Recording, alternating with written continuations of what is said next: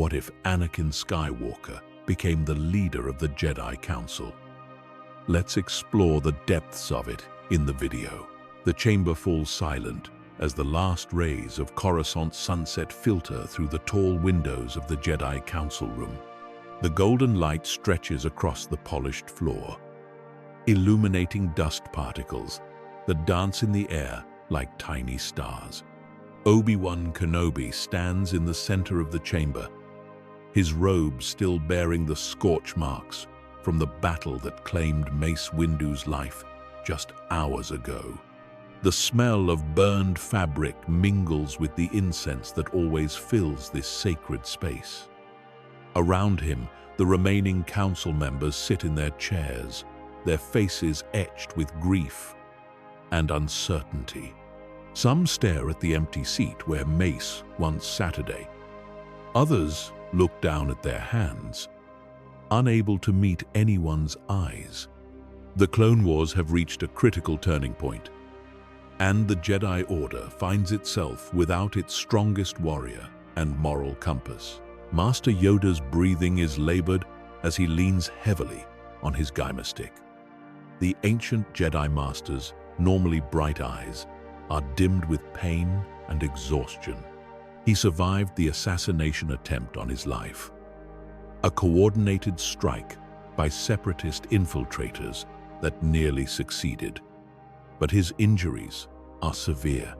3 broken ribs, internal bleeding that the healers only barely managed to stop, and a concussion that leaves him dizzy and disoriented. He can no longer bear the weight of leadership, not in these dark times when the Order needs strength and clarity above all else. The Council must choose a new leader, and they must choose now before the Senate begins to question the Jedi's ability to continue as generals in this war. Obi-Wan clears his throat, the sound echoing in the quiet chamber. His voice is steady despite the weight of what he's about to propose, despite knowing the controversy it will spark. I nominate Anakin Skywalker for the position of Council Leader.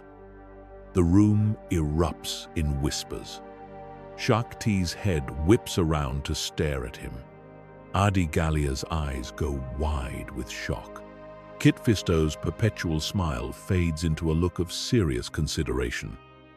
But it's Ki-Adi Mundi who reacts most strongly, standing abruptly from his chair with such force that it scrapes against the floor. His face is a mask of disbelief and barely contained anger. He is too young, too reckless. The Syrian's voice rises with each word. We cannot place the fate of the Order in the hands of someone so unpredictable. He follows his emotions rather than the Force. He challenges our decisions at every turn. How can we trust him to lead when he barely respects our authority? But Obi-Wan doesn't back down. He stands taller, squaring his shoulders, his blue eyes meeting Ki-Adi Mundi's without flinching. He's the best tactical mind we have. In 3 years of warfare, Anakin has won battles that should have been impossible. The clones don't just follow him, they would die for him. The younger Jedi look up to him as a hero. In wartime, we need a leader who can inspire and adapt, not just meditate and deliberate while our people die on distant battlefields. Seisin leans forward, his Iktochi features thoughtful. Master Kenobi raises a valid point. Our traditional approach has not served us well in this conflict. We have lost too many Jedi trying to fight a war using peacetime strategies. Perhaps unconventional times require unconventional leadership. Shaak Ti rises from her seat, her presence commanding attention. Her Togruta mantrals catch the fading light as she turns to address the council. I have watched Anakin Skywalker lead troops into impossible situations and emerge victorious. On Kamino, when the Separatists attacked the cloning facilities, it was Anakin's quick thinking and aggressive tactics that saved the entire operation. He understands this war better than any of us, because he's willing to see it for what it truly is, a brutal struggle for survival, where hesitation means death. Plo Koon nods in agreement, his mechanical voice resonating through his mask. The Force has guided Anakin through countless battles. I have fought beside him on multiple occasions. His connection to the Force is unlike anything I have witnessed in my centuries of life.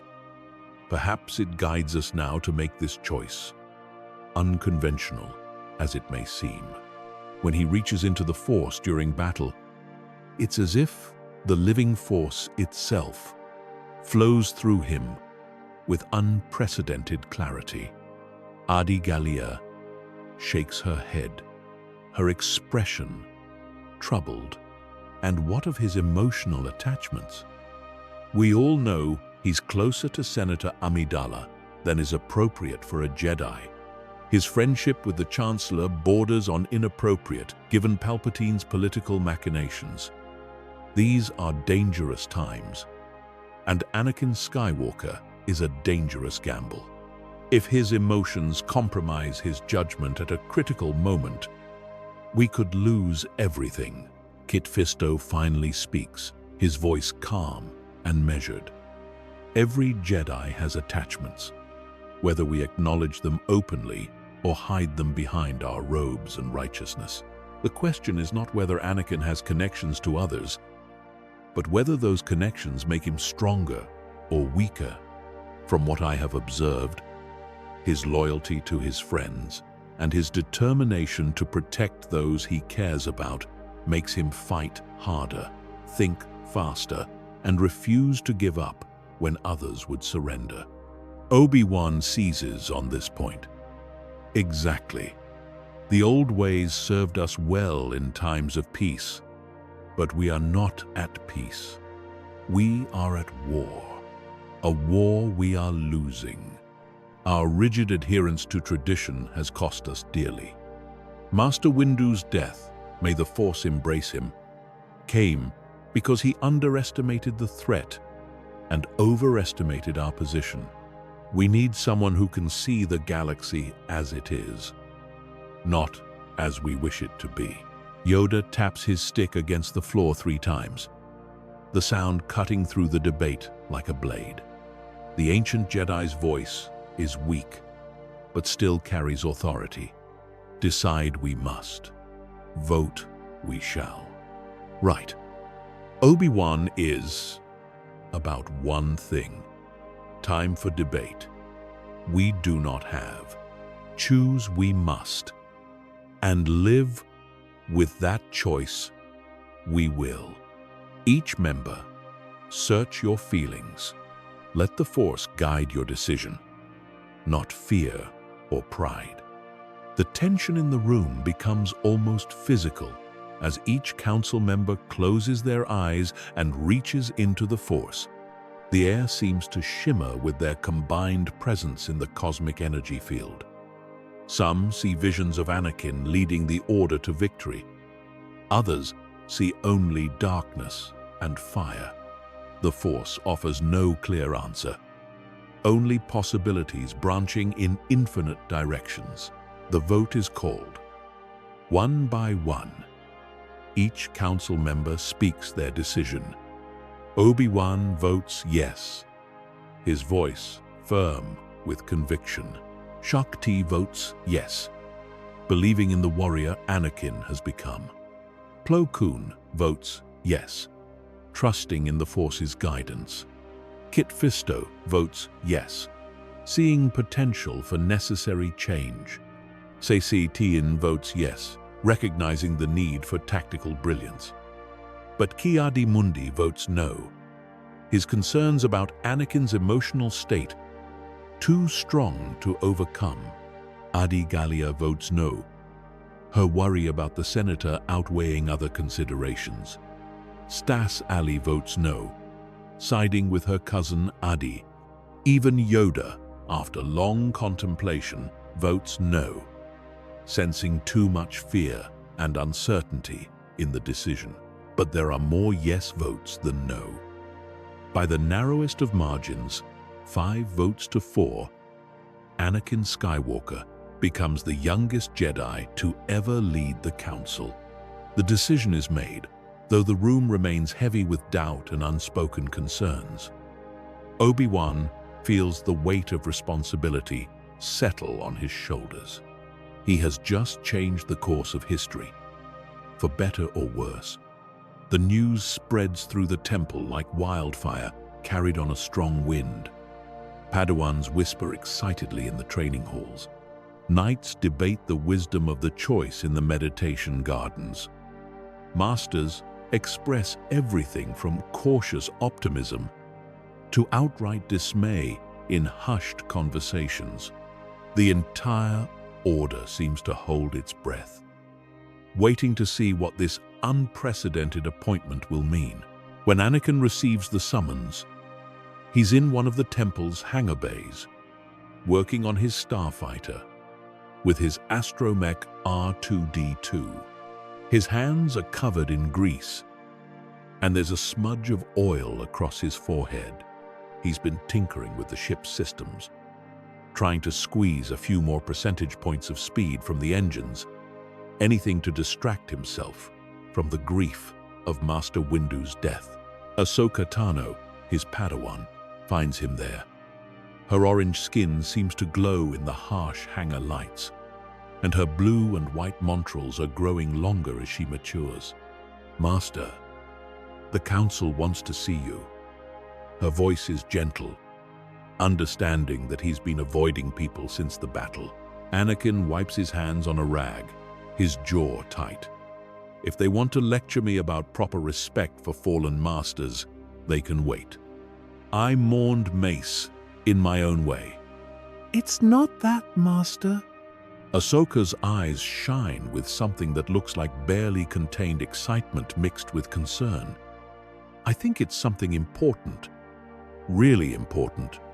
She squeezes his arm encouragingly, a gesture that would make traditional Jedi uncomfortable but that Anakin has always appreciated.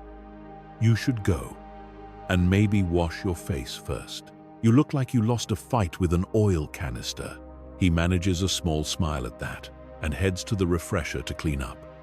20 minutes later, properly presentable in clean robes, he arrives at the council chamber. His heart pounds as he approaches the doors. He's been summoned here so many times before, usually for reprimands or missions he doesn't want. The doors slide open with a soft hiss, and he sees Obi-Wan standing there alone in the center of the chamber. His former master's face is difficult to read, a careful mask of Jedi serenity that doesn't quite hide the emotions swirling beneath. The expression is too controlled, which means something significant has happened. "Anakin," Obi-Wan begins, and his voice cracks slightly on the name. He clears his throat and starts again. "Anakin, the Council has made its decision. We've chosen a new leader to guide the Order through these dark times." Anakin nods, trying to ignore the twist of disappointment in his gut. Of course they chose someone else. They always choose someone else. Let me guess. Ki Adi-Mundi? Or did they give it to Shak Ti? Both would be good choices. They're experienced, respected. Everything a council leader should be. Obi-Wan's lips twitch into something that might be a smile. "We chose you." For a moment, Anakin is certain he misheard. His brain can't quite process the words. He stands there, mouth slightly open, staring at his former master, like Obi-Wan has suddenly started speaking Huttese. "What? We want you to lead us." The council voted, and despite some reservations, the majority believe you are what the Order needs right now. You, Anakin Skywalker, are the new leader of the Jedi Council. The words hit Anakin like a physical force. After years of feeling overlooked, After countless times being told he's too reckless, too emotional, too attached, to everything that Jedi shouldn't be, the validation hits him like a tidal wave. His throat tightens. His eyes sting with tears he refuses to let fall. His hands shake slightly, so he clasps them behind his back to hide the tremor. Me? Are you absolutely certain? There must be a mistake. Ki-Adi-Mundi practically hates me. Half the council thinks I'm a disaster waiting to happen. Why would they choose me? Obi-Wan approaches and places both hands on his former Padawan's shoulders, a gesture of affection that goes beyond what most Jedi would permit. Because disaster or not, you win battles. Because reckless or not, you inspire loyalty. Because emotional or not, you care about the people you lead with an intensity that makes them willing to follow you into hell itself. The Order needs that now. We need you, Anakin. I need you. His voice drops to almost a whisper. I can't lose you to the dark side. And I was terrified that the Council's constant rejection would push you there. But if they trust you, if they give you the responsibility and respect you deserve, then maybe you'll find the balance you've been seeking. Anakin feels something break open inside his chest. Some wall he's been building since he was 9 years old and told he was too old to be trained. Since he was a Padawan and constantly compared unfavorably to other students. Since he became a knight and was passed over for the Council despite his accomplishments, that wall crumbles now. And behind it is a fierce determination to prove everyone right who believed in him and everyone wrong who doubted. He straightens his shoulders, lifts his chin, and meets Obi-Wan's eyes with steel in his own gaze. I accept. I won't let you down. I swear it on everything I am, everything I've ever fought for. I will lead this Order through this war, and I will bring us out the other side stronger than we were before. Obi-Wan's smile is genuine now, proud and perhaps a little relieved. I know you will. Now come. The Council is waiting to make it official. We have much to discuss about the transition of leadership and the current state of the war. They walk together through the temple halls, and Anakin notices other Jedi, stopping to stare at him. Word has already spread somehow, carried on the currents of the Force, or perhaps just through old-fashioned gossip. Some faces show approval, others uncertainty, a few outright disapproval. But they all show respect, even if grudging, for the position he now holds. The official ceremony is brief, a simple ritual where Anakin kneels before the assembled council and swears to uphold the Jedi Code and protect the Order with his life. Yoda, despite his injuries, insists on being present. The ancient master places one small hand on Anakin's head, his touch feather-light, but carrying the weight of 900 years of wisdom. Lead well you must, young Skywalker. Great responsibility this is. Great trust we place in you. Fail us not. Fail yourself not. When Anakin rises, he is officially the leader of the Jedi Council, the youngest in the Order's 25,000-year history. The weight of it settles on his shoulders like a cloak made of durasteel, heavy and uncomfortable, but worn with pride. That evening, as the sun sets over Coruscant's endless cityscape, Anakin stands on one of the temple's highest balconies. The wind whips at his robes, carrying the sounds of the city below, the hum of countless speeders, the distant wail of emergency sirens, the ever-present drone of commerce and life continuing despite the war raging across the galaxy. He watches the light fade from the sky, painting the clouds in shades of orange and purple and red. Somewhere out there, Jedi are fighting and dying. Clones are bleeding on distant battlefields. The Republic is being torn apart by a war that seems to have no end in sight. And now, it's his responsibility to do something about it. He senses her before she speaks. That familiar presence in the Force that makes his heart rate increase and his breath catch slightly. Padmé Naberi Amidala, Senator of Naboo, the woman he married in secret 2 years ago, steps onto the balcony behind him. She's wearing a simple dress, nothing like the elaborate gowns she wears in the Senate, just comfortable fabric that moves with the wind. Her hair is down, falling in soft waves around her shoulders. She looks tired, he realizes. The war is taking its toll on her too, in different ways. "You're thinking too loud," she says softly, coming to stand beside him.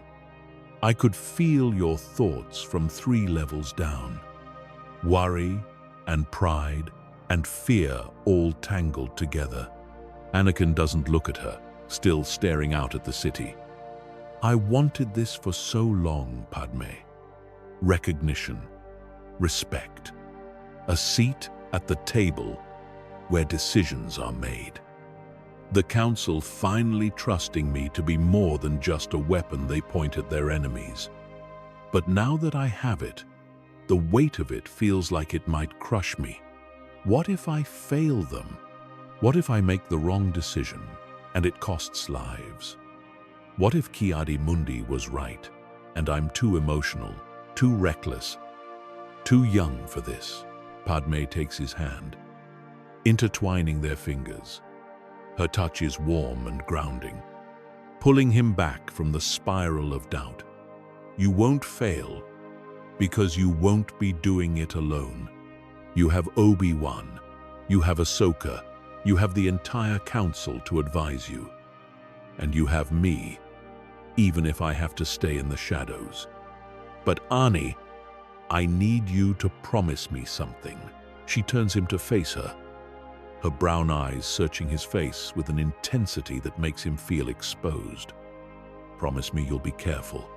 This much power, this much responsibility, it can change people. I've seen it happen in the Senate. Good people who started with noble intentions but slowly became something else." He pulls her close, wrapping his arms around her and resting his chin on top of her head. He breathes in her scent, something floral and distinctly her. "I promise. I have you to keep me grounded, to remind me who I am beneath the titles and responsibilities. That's all I need. You're my anchor, Padmé.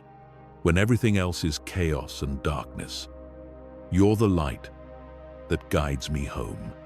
She pulls back just enough to look up at him, and there are tears in her eyes. "Just don't forget that light exists, okay? Even on the darkest days, even when the war seems endless, remember that there's still beauty and love and hope in the galaxy. Remember why you're fighting." They stand there together as the stars begin to emerge in the darkening sky. 2 people carrying secrets that could destroy them both. 2 hearts beating as one, despite all the rules that say they shouldn't. In this moment, Anakin makes a silent vow to himself. He will prove the Council right for trusting him. He will lead the Jedi to victory. And somehow, some way, he will find a way to have both the responsibility of leadership and the love of this woman. The Force, he thinks. Surely the Force wouldn't be so cruel as to make him choose between them. But across the city, in the Chancellor's office high in the Senate building, Palpatine receives the news of Anakin's appointment with barely contained fury. His hands clench into fists on his desk, and for just a moment, the mask of kindly politician slips to reveal something ancient and terrible beneath. His carefully laid plans, decades in the making, suddenly face an unexpected obstacle. Anakin was supposed to remain isolated, desperate for recognition, vulnerable to manipulation. He was supposed to feel rejected by the Jedi, to turn to Palpatine as his only true friend and mentor. But the Council, those blind fools, have accidentally removed the very leverage Palpatine needed. Darth Sidious activates a secure comm channel, one scrambled with technology that not even Republic intelligence can crack. The hologram of Count Dooku appears, the Separatist leader's aristocratic features composed but questioning. "My lord, I felt a disturbance in the Force. Something has changed." "Indeed it has. My apprentice. The Jedi have made young Skywalker their leader. This accelerates our timeline significantly. We must move forward with the next phase of our plan immediately." Dooku's eyes widen slightly, the only sign of his surprise. The boy leads the Council? That is unexpected. He is powerful but undisciplined. How does this affect our arrangement? Palpatine's eyes gleam with yellow intensity. It means we can no longer wait for Skywalker to come to us. If the Jedi continue to validate him, to give him the power and respect he craves, he may never turn. We must force his hand, create a situation where he has no choice but to embrace the dark side, to save what he loves. Step up your attacks on Coruscant. Make the war personal. Make it impossible for him to win without compromising his precious Jedi values. And Dooku, one more thing. Be prepared. If Skywalker cannot be turned, he must be eliminated before he becomes too powerful to control. The hologram flickers out, and Palpatine sits alone in the darkness of his office. His mind races through possibilities, contingencies, backup plans. For his backup plans, Anakin Skywalker was supposed to be his greatest triumph. The chosen one twisted into the ultimate weapon of the Sith. But the Force is fluid, and plans must adapt. If he cannot have Skywalker as his apprentice, then the boy must die before he can threaten everything Sidious has built. The Dark Lord of the Sith smiles, an expression that would make grown men weep with terror. Either way, he thinks, the Jedi will fall. And when they do, I will rule unopposed. The following morning arrives with artificial brightness. The sun filtered through Coruscant's perpetual haze of pollution and endless construction. Anakin wakes early, barely sleeping through the night, as his mind churned with plans and possibilities. He stands in front of a mirror in his quarters, studying his reflection. Same face, same scar over his right eye, same unruly hair that never quite behaves no matter how much he tries to tame it. But something is different in his eyes now. There's a weight there that wasn't present before, a gravity that comes with leading thousands of lives. He dresses carefully in formal Jedi robes, darker than his usual attire, befitting his new position. The fabric is heavy, the layers symbolic of the responsibilities he now carries. R2-D2 beeps at him from the corner, a questioning trill that Anakin has learned to interpret over years of partnership. Yes, R2, I'm nervous, but we've faced worse than a council meeting, right? The droid warbles something that might be encouragement or might be skepticism. With R2, it's always hard to tell. Anakin makes his way through the temple, and he notices the difference immediately. Other Jedi, who would usually pass him with a nod, now stop and bow slightly. Padawans scramble out of his way in the corridors. Even masters he outranked yesterday as a knight treat him with new deference. It's unsettling and gratifying in equal measure. He finds himself walking differently, holding his head higher, moving with purpose rather than the casual stride he usually affects. The role is changing him already, and he's not sure if that's good or bad. The council chamber is already occupied when he arrives. All the members are present, seated in their traditional places. The only difference is that Anakin's old chair, the one reserved for when he was occasionally invited to council meetings, has been moved to the central position. It's a throne in all but name, elevated slightly above the others, positioned to face the massive windows that overlook the city. Anakin hesitates at the threshold, suddenly feeling like an imposter, but Obi-Wan gestures for him to enter, and there's no turning back. Now, he takes his seat, the leather creaking slightly under his weight. From this position, he can see every council member's face, can read their expressions and body language. Ki-Adi-Mundi still looks skeptical, his arms crossed over his chest. Shakti appears supportive, leaning forward attentively. Plo Koon is unreadable behind his mask, but his posture suggests approval. Kit Fisto gives him a small smile, encouraging. Obi-Wan simply nods once, a gesture that says more than words could. "You belong here," that nod says.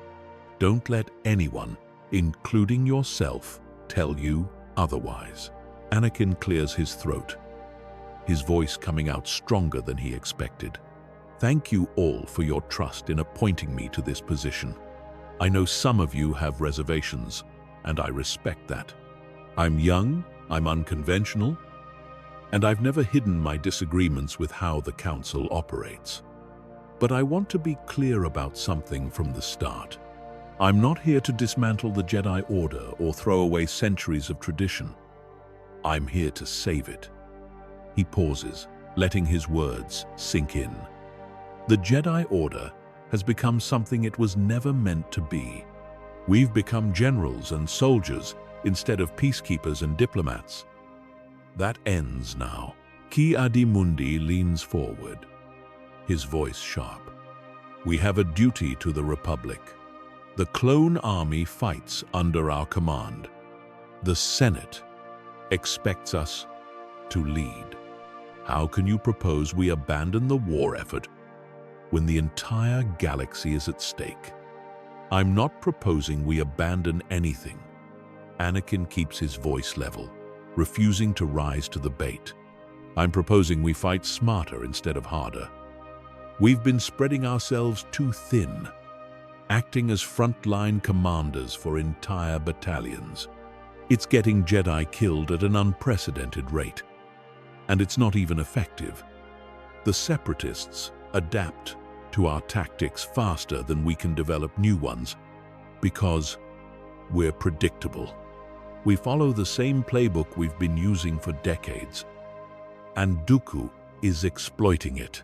He activates the holo projector in the center of the room, and a galactic map appears, showing troop deployments across the Republic. Red markers indicate Separatist holdings, blue markers show Republic territory, and yellow markers show contested zones. The map is mostly yellow and red. We're losing ground on 12 fronts simultaneously. We've lost 37 Jedi in the past 2 months alone. The casualty rates among clone troopers are so high that Kamino is struggling to keep up with replacement orders. And what do we have to show for it? A few minor tactical victories that the Separatists reverse within weeks.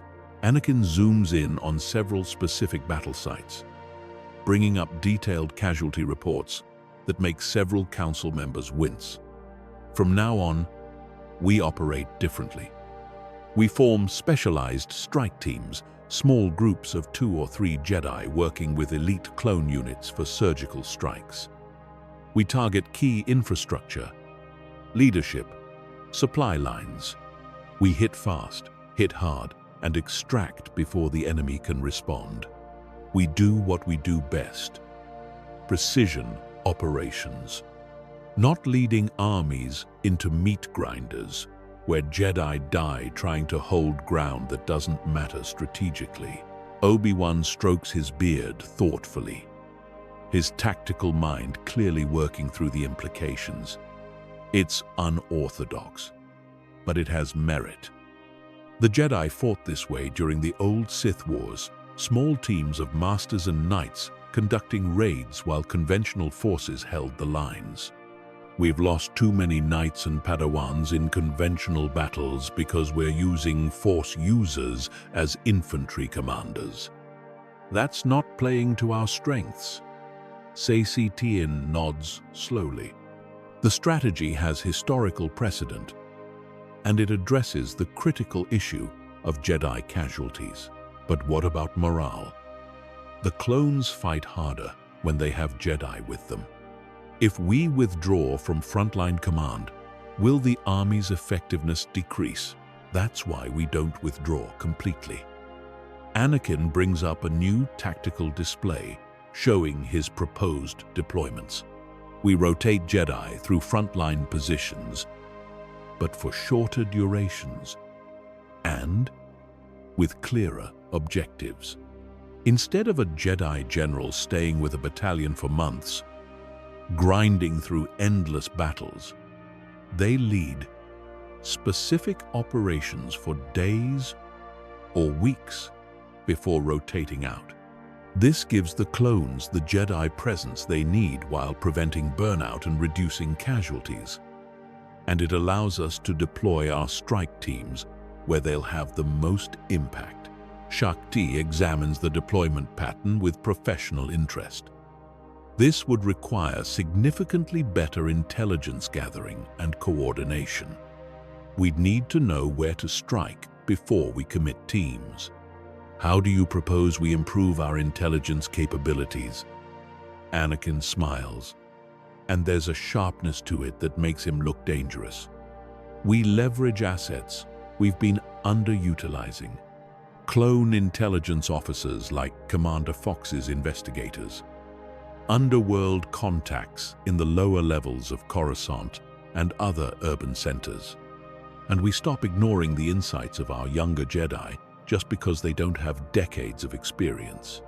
Some of the best intelligence I've received has come from Padawans who see connections that older Jedi miss because they're not locked into traditional thinking patterns. Kit Fisto grins, his sharp teeth showing. You want to formalize the rule-breaking that you and Ahsoka have been doing for years. Turn guerrilla tactics into official strategy. I like it. It's bold, and bold is what we need right now. Adigalia raises a hand, her expression concerned. And what about the Jedi themselves? This strategy puts more responsibility on individual knights and smaller teams. What about those who aren't ready for that level of autonomy? What about Padawans still in training? That brings me to my next point. Anakin's expression becomes more serious, more intense. We need to address something the Council has ignored for too long. Our people are breaking under this pressure. Jedi are suffering from exhaustion, trauma, and loss. We have knights who've been on the front lines for 3 years straight, without more than a week of rest. We have Padawans who've seen more death before age 20 than most Jedi see in a lifetime. And what support do we offer them? Meditation and platitudes about releasing emotion into the Force. That's not enough anymore. If it ever was, the chamber falls silent. This is uncomfortable territory. touching on issues the Jedi prefer not to acknowledge. The idea that Jedi might need help, that they might not be able to simply meditate away trauma and grief, challenges fundamental assumptions about what it means to be a member of the Order. We need real support systems in place. Anakin continues, his voice passionate. Counseling from Jedi who specialize in mental health and trauma, rotation schedules that ensure no one stays in combat zones indefinitely, time to heal, not just physically, but emotionally. The Jedi Code teaches us to release our emotions into the Force, but it doesn't demand we destroy ourselves in service. A dead Jedi is no use to anyone, and a broken Jedi is barely better. Plo Koon's mechanical voice carries approval. You speak wisdom beyond your years, young Skywalker.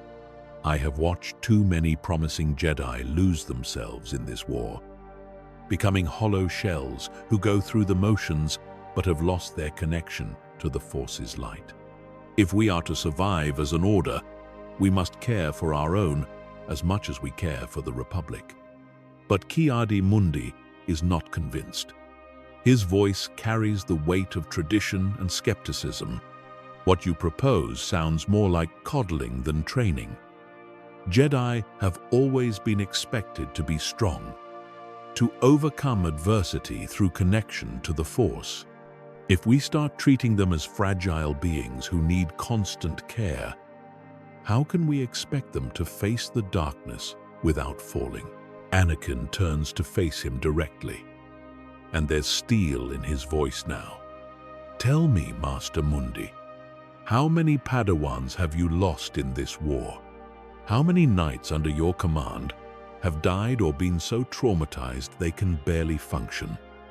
I've lost 6. 6 Jedi who served with me, who trusted me to lead them, and who never came home because I sent them into situations that destroyed them. And you know what the worst part is? 3 of them didn't die in battle. They died later by their own hands because the trauma was too much, and they had no way to process it except to end their suffering. So don't tell me about coddling when I'm trying to prevent more funerals. The silence that follows is deafening. Several council members look away, unable to meet Anakin's intense gaze. Obi-Wan's face is pained. Clearly, remembering Jedi they've both lost. Even Ki-Adi-Mundi seems taken aback, his certainty shaken by the raw emotion in Anakin's words. I propose we establish a formal system of psychological support. Anakin continues, his voice calmer now but no less determined. Healers who specialize in mental trauma, mandatory rest periods after particularly difficult missions, and we stop treating emotional struggle as a weakness or a failure. The Force flows through all living things, and we are living things with hearts and minds that can be wounded just like bodies. Acknowledging that doesn't make us less Jedi. It makes us more honest. Shak Ti speaks into the heavy silence. I support this proposal. On Kamino, I have seen how trauma affects the clone troopers, and they have even less support than we do. If we implement such systems for the Jedi, perhaps we can extend similar care to the men who fight beside us. They deserve no less. One by one, the other council members voice their agreement. Even Ki-Adi-Mundi, though reluctant, acknowledges the need for some form of support system. The reforms pass with significant majority support. Anakin feels a weight lift from his shoulders. This is what leadership should be, he thinks. Not just giving orders, but actually caring for the people who follow you. The meeting continues for another 3 hours, working through logistics and implementation details. They discuss specific strike team compositions, intelligence gathering protocols, rotation schedules, and resource allocation. Anakin listens to every opinion, considers every objection, and incorporates good ideas, regardless of who suggests them. He finds himself enjoying this aspect of leadership, the collaborative problem-solving that takes everyone's expertise into account.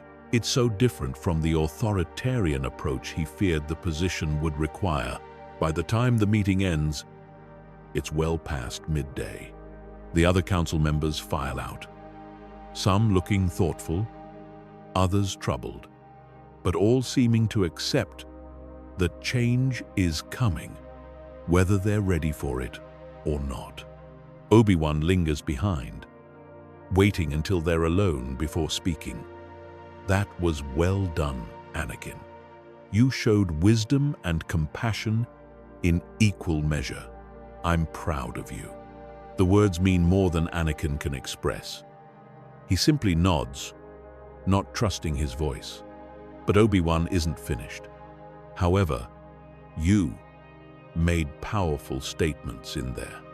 Some will support you enthusiastically, others will resist, and a few will actively work against these reforms because they threaten the old order they've dedicated their lives to preserving.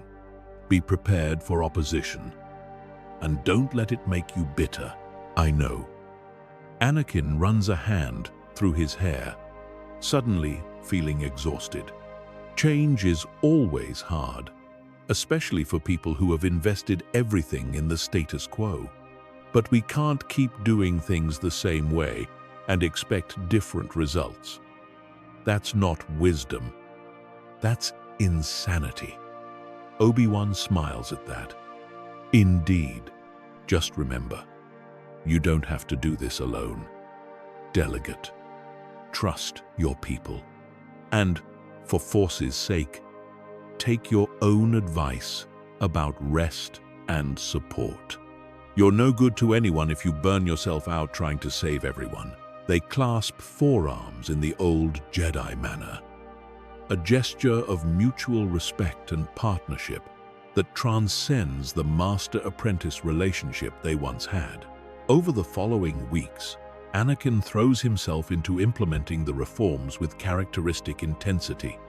He personally oversees the formation of the first strike teams, carefully selecting Jedi, based not just on combat ability, but on psychological resilience and tactical flexibility.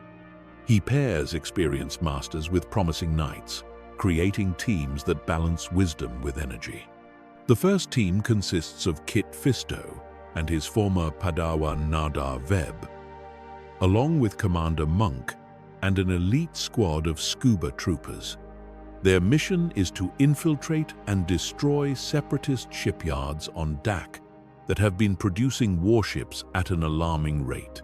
Anakin spends hours in the war room with the team, going over intelligence reports, schematics of the shipyards, escape routes, and contingency plans. He insists they drill the operation repeatedly until every member can execute their role perfectly, even under pressure. When they finally deploy, he watches their progress through long-range sensors, his stomach tight with anxiety. This is his plan, his strategy. If it fails, if they die, it's on him. But the mission succeeds brilliantly. The strike team infiltrates the underwater facilities, plants charges on the primary construction assemblies, and extracts without a single casualty. The resulting explosions destroy 3/4 of the separatist naval construction capacity in that sector. When they return to Coruscant, the entire temple celebrates, and other Jedi begin volunteering for strike team duty. The second team is led by Isla Secura and Quinlan Voss, paired with Commander Bly and his soldiers. Their target is a separatist communications hub on Ryloth that coordinates droid army movements across 4 sectors. Again, careful planning and precise execution result in total success. The hub is destroyed, throwing separatist forces in the region into disarray and allowing Republic forces to retake significant territory. The 3rd, 4th, and 5th teams achieve similar victories. Morale among the Jedi begins to shift. They're winning again, actually winning, and not just holding ground while the casualty lists grow longer. But not all missions go smoothly. A strike team led by Luminara Unduli and her Padawan Barriss Offee encounters unexpected resistance on Geonosis. The intelligence suggesting a lightly defended research facility proves catastrophically wrong. They find themselves facing 3 times the expected enemy forces, including several advanced battle droids designed specifically to counter Force users. The team fights their way out, but barely. 2 clone commandos die covering their retreat, and Barriss suffers severe injuries from a torture probe before they can extract her. Anakin receives the report in the middle of the night. He's in the war room, studying new intelligence on separatist movements, when the emergency comm chirps. The moment he hears Luminara's strained voice reporting casualties, his blood runs cold. He immediately diverts medical teams to meet them at the landing platform and rushes there himself, arriving just as their battered ship touches down. Luminara emerges first, her robes torn and scorched, her green face showing signs of exhaustion. Behind her, medics carry Barriss on a stretcher. The young Padawan is unconscious, her body twitching with residual nerve damage from the torture. Anakin feels rage building in his chest, hot and consuming. Someone fed them bad intelligence. Someone set them up to walk into a trap, but he forces the anger down, channeling it into determination instead. Right now, his people need support, not fury. Master Unduli, he says gently, guiding her away from the medical personnel swarming around Barriss. You did well to get your team out.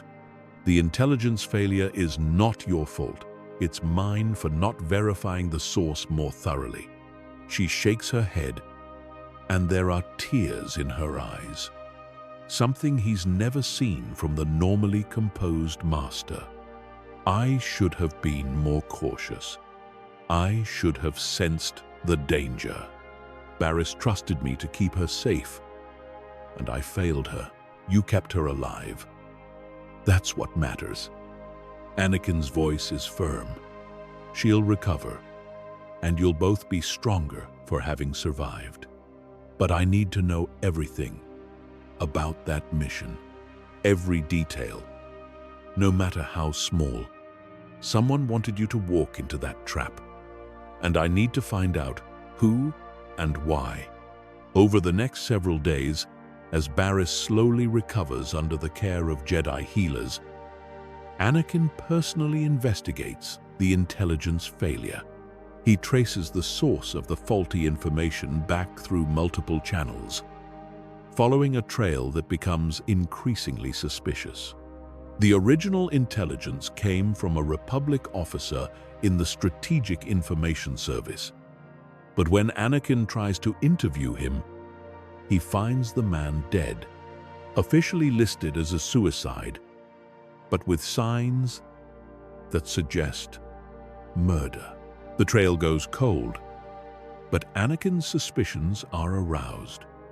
This wasn't simple incompetence or bad luck. Someone deliberately fed them false information, and someone killed the officer who could have revealed the truth. It's the first sign of a deeper rot within the Republic itself. Though Anakin doesn't yet understand the full scope of the conspiracy he's stumbled upon, He shares his concerns with Obi-Wan and a few other trusted council members. But without concrete evidence, there's little they can do, except be more careful about verifying intelligence sources. Despite this setback, the strike team's strategy proves overwhelmingly successful overall. Within 2 months, Jedi casualties drop by 60%, while the effectiveness of their operations increases dramatically. Clone commanders across the galaxy report improved morale and better coordination. The Senate takes notice, and while some senators grumble about the Jedi becoming too independent, most are simply pleased to see actual progress in the war for the first time in months. But not everyone in the Senate is happy with Anakin's reforms. A faction of senators, led by the corrupt Orn-Free Tar of Ryloth, begins raising concerns about Jedi accountability. They argue that the Jedi are answering only to themselves, rather than to the Republic they're sworn to serve. Senator Tar, his multiple chins quivering with false indignation, stands before the full Senate and delivers an impassioned speech about the dangers of giving warrior monks too much independence. What precedent does this set? The Jedi make themselves into an autonomous military force, accountable to no one. Today they fight for the Republic. But what about tomorrow? What happens when they decide their vision of peace doesn't align with the Senate's? Do we then face Jedi occupiers forcing their philosophy on free worlds? The speech is carefully crafted to play on senators' fears. And it works. Murmurs of agreement ripple through the chamber. Other senators, some genuinely concerned, and others simply opportunistic, voice their support for increased oversight of Jedi operations. The debate grows heated, with Padme and Bail Organa defending the Jedi, while others call for them to submit to direct Senate control. The issue threatens to split the Senate into factions, adding political chaos to the existing military conflict. Chancellor Palpatine, watching from his podium with a carefully neutral expression, allows the debate to rage for several hours before finally calling for order. His voice, when he speaks, is measured and reasonable. Clearly, this is a complex issue that requires careful consideration. I propose we invite the Jedi Council leader to address the Senate directly. Let us hear from Master Skywalker himself about these new strategies and how they serve the Republic's interests. If his explanations satisfy our concerns, then we can put this matter to rest. If not, then we must discuss appropriate measures to ensure accountability. The motion passes, and Anakin receives a formal summons to appear before the Senate. Padme warns him that night, meeting him in their secret apartment high in one of Coruscant's residential towers. This is a trap, Ani. Palpatine is using Orn-Free Tar and the others to force you into a position where anything you say can be twisted against you. If you're too deferential, you look weak, and they'll push for more control. If you're too defensive, you look like you have something to hide. There's no winning move here. Anakin paces the apartment, his mind working through possibilities. Then I don't play their game. I tell the truth and let the consequences fall where they may. The Jedi reforms are working. We're winning battles, saving lives, and actually making progress. If some senators have a problem with that because it doesn't fit their political agenda, that's their issue, not mine. Just be careful. Padme's voice is worried. You're challenging powerful people, and powerful people protect their interests. Don't give them ammunition to use against you or the Order. He takes her hands, pulling her close. I'll be careful. I promise. But I won't compromise on what's right, just because it's politically inconvenient. The Jedi have spent too long trying to please everyone and standing for nothing. That ends with me. The day of his appearance arrives with artificial brightness, the sun's light, filtered through Coruscant's perpetual haze. Anakin dresses in his formal Jedi robes, dark and severe, projecting authority rather than humility. He briefly considers bringing Obi-Wan or another council member for support, but decides against it. This is his responsibility as council leader.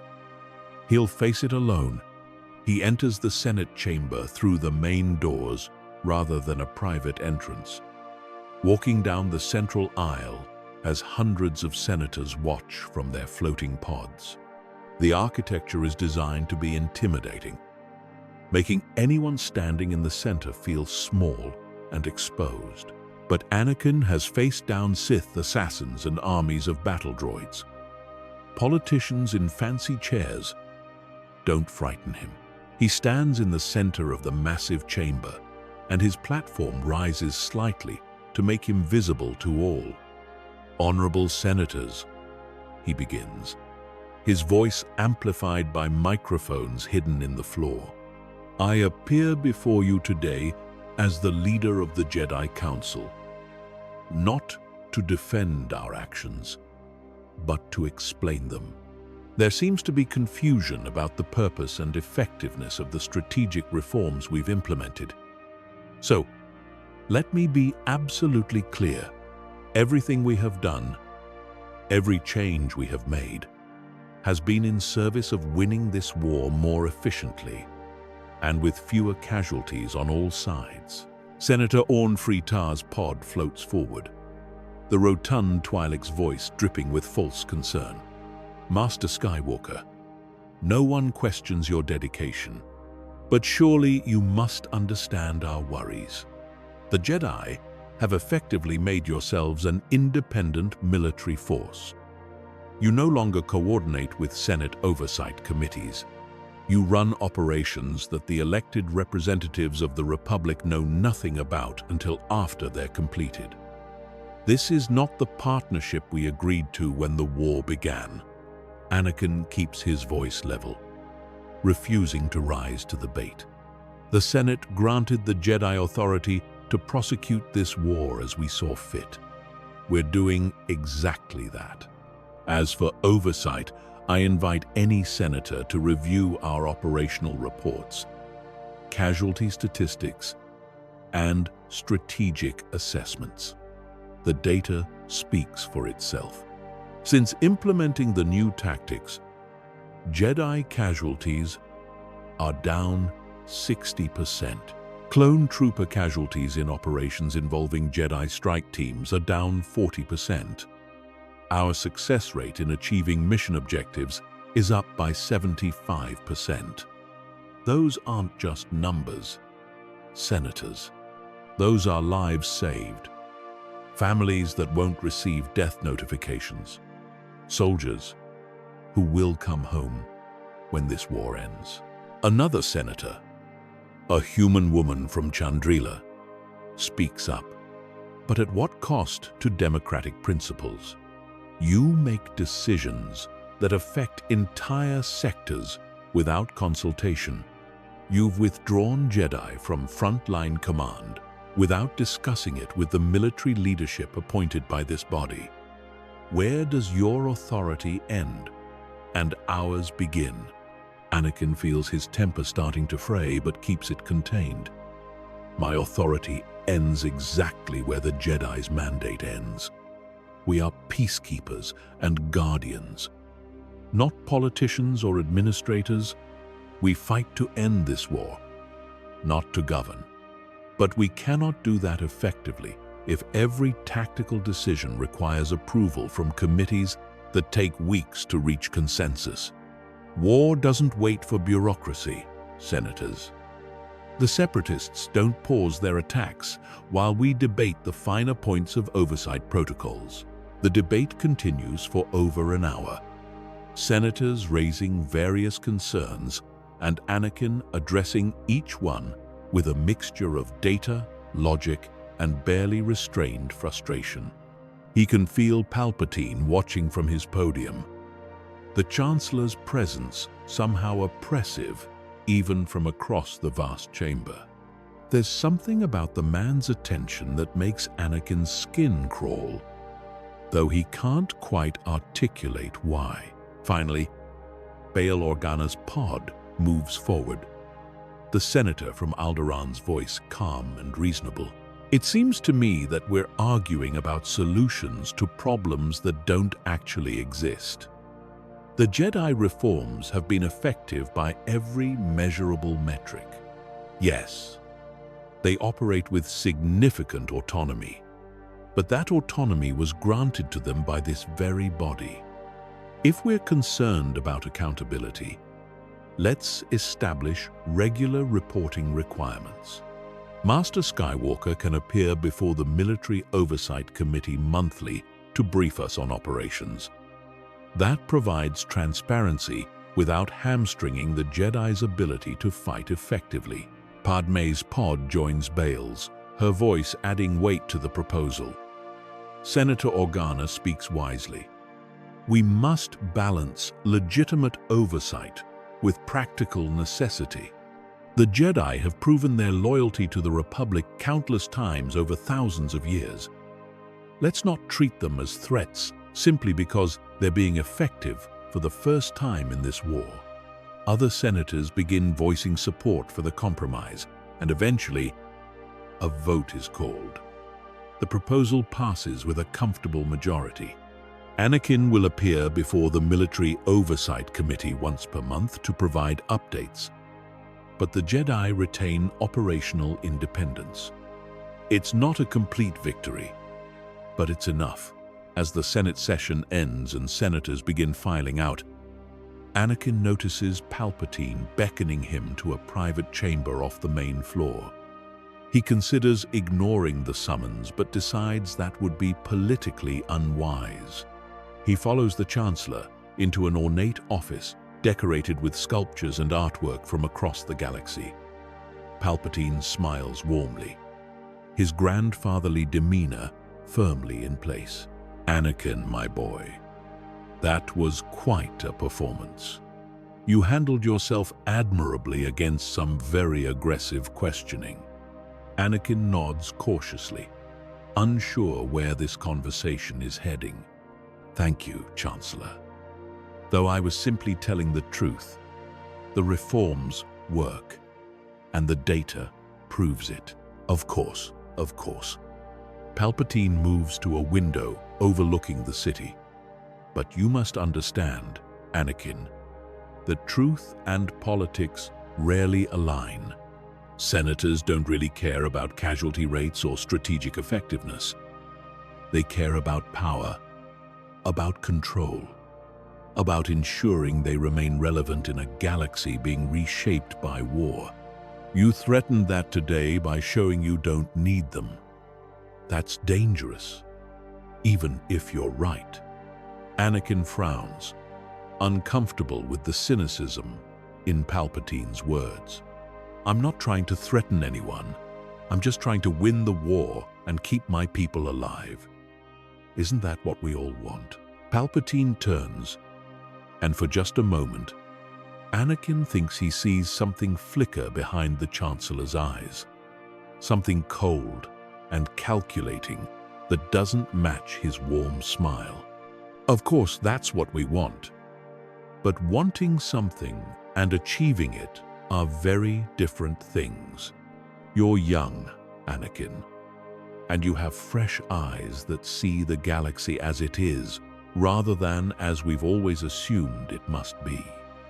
That's your greatest strength and your greatest vulnerability. The old guard will resist you because you represent change. And change means their experience and influence become less valuable. Be careful how you push too hard, and you'll create enemies you don't need. The words sound like friendly advice, but something about them sets Anakin's teeth on edge. He thanks the Chancellor politely and excuses himself as quickly as he can, without being rude. As he walks through the Senate building's ornate corridors, he can't shake the feeling that Palpatine was trying to manipulate him somehow. Though, toward what end, he can't quite determine. He makes a mental note to discuss it with Obi-Wan later.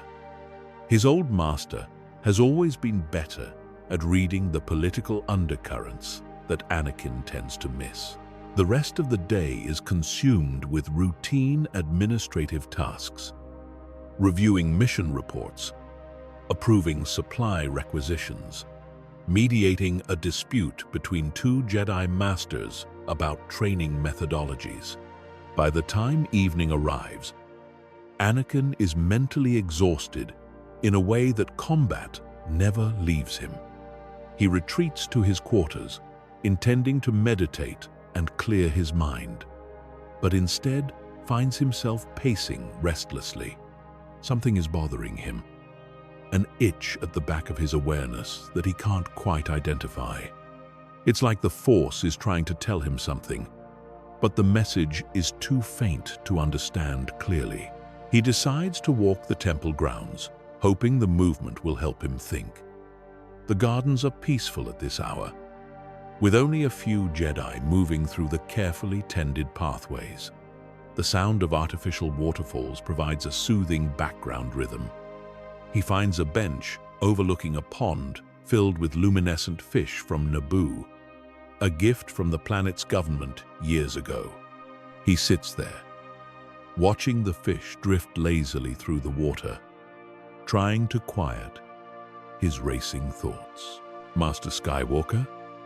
A hesitant voice breaks his contemplation. He turns to see a young Padawan, a Togruta girl no older than 14, standing nearby with obvious nervousness.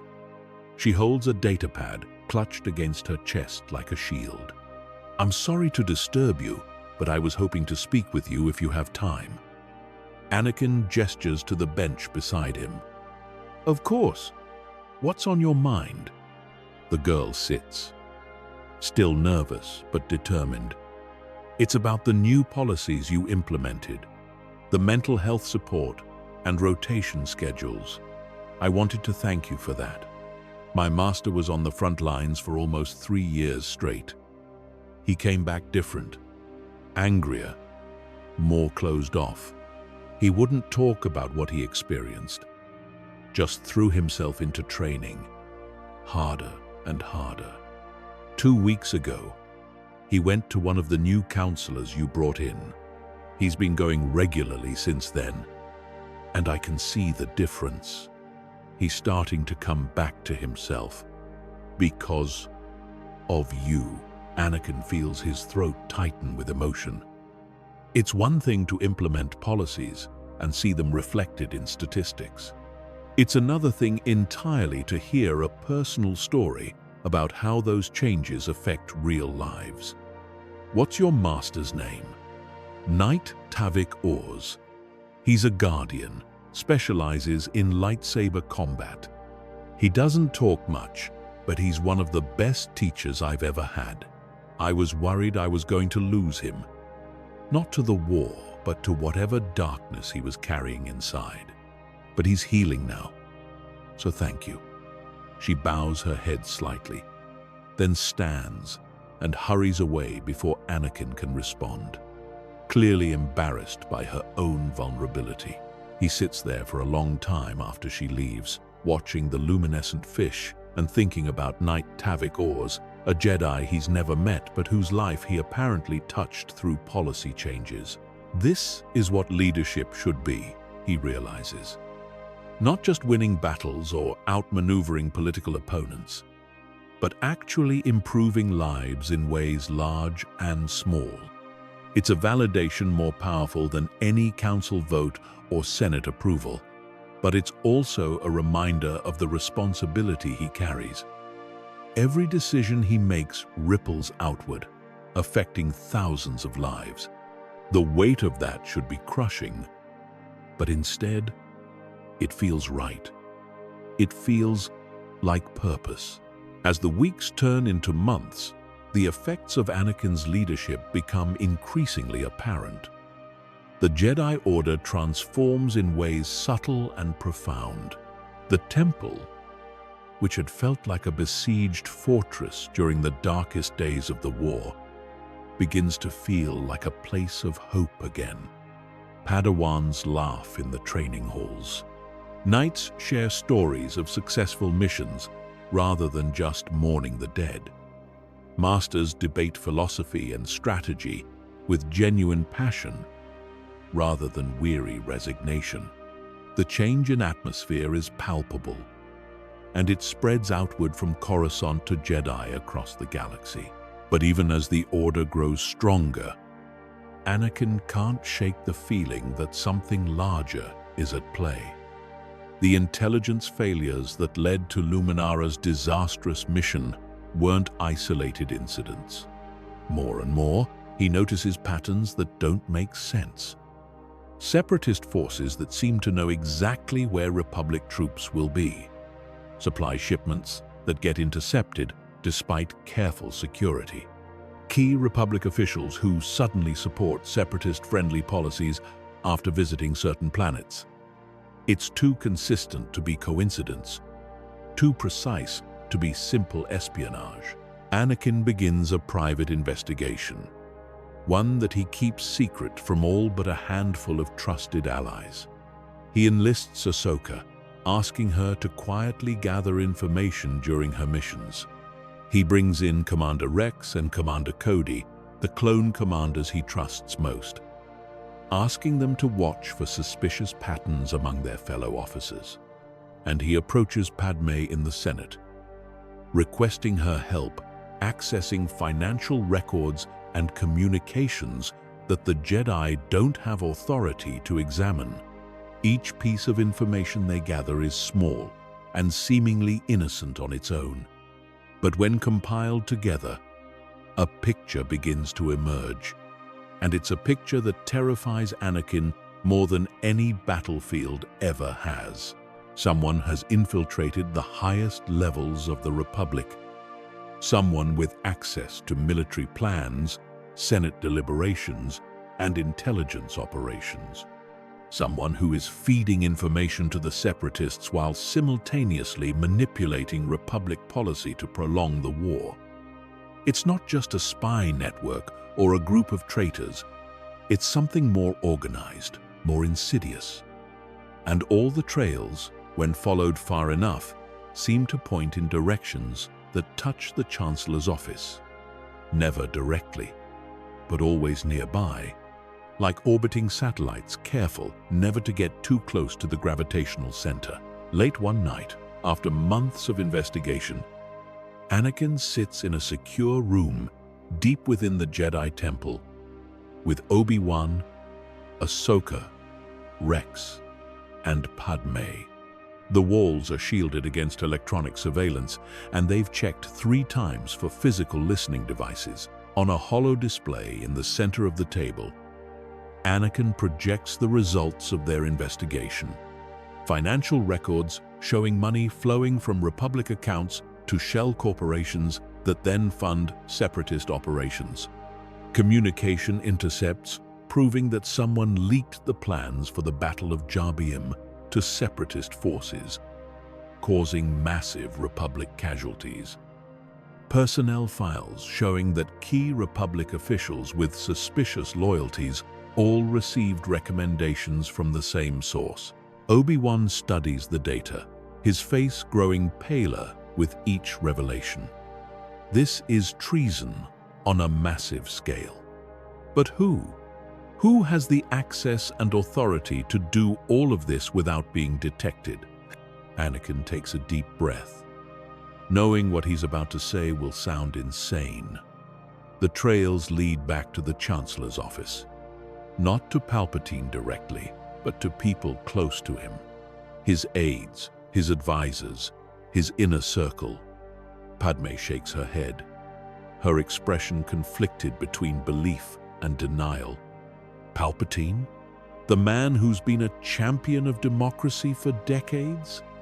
Ani, are you sure? I've worked with him for years. He's ambitious. Certainly. But a traitor? I'm not saying he's directly involved. Anakin's voice is frustrated.